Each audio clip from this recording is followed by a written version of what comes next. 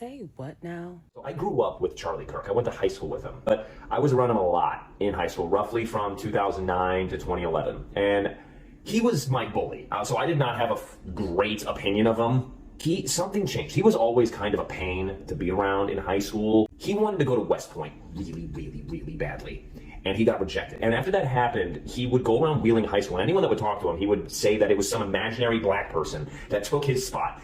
And I think that was the only way that he could rationalize in his mind that he was not good enough for West Point. Like, don't get me wrong, he would go around telling Jews that they were going to hell. He would say to the Latino kids and to the black kids to go back to their countries, and completely unprompted, bonkers stuff. He was 16 when he was saying this stuff, but it really went to 11.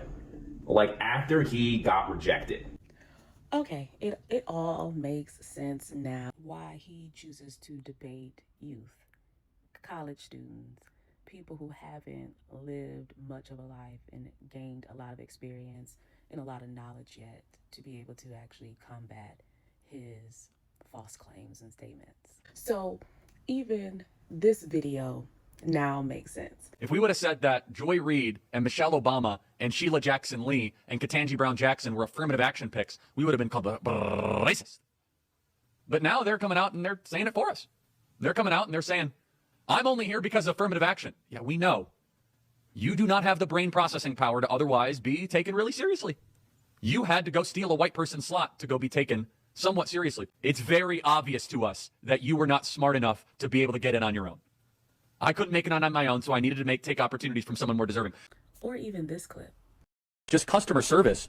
At times, you can't. Here's what's upsetting to me, Heather, is if I'm dealing with somebody in customer service who's a moronic black woman, I wonder, is she there because of her excellence, or is she there because of affirmative action? It almost creates thought patterns that are not necessarily wholesome. It creates resentment, doesn't it, Heather? This is not a way to design society. So he's hating on the most educated demographic in the United States for sure. Because we all know the reality is that your Ketanji Browns of the world, excellent, has done more and achieved more than any other Supreme Court justice, okay? Because we know that your Kamala Harris's, yes, the most qualified presidential candidate we have ever had that has served in every branch of government, right? And we know Joy Reid she's been in several Ivy League schools. She graduated, all those other types of things. And he hates it because he couldn't even make it through the admissions process because he was not good enough.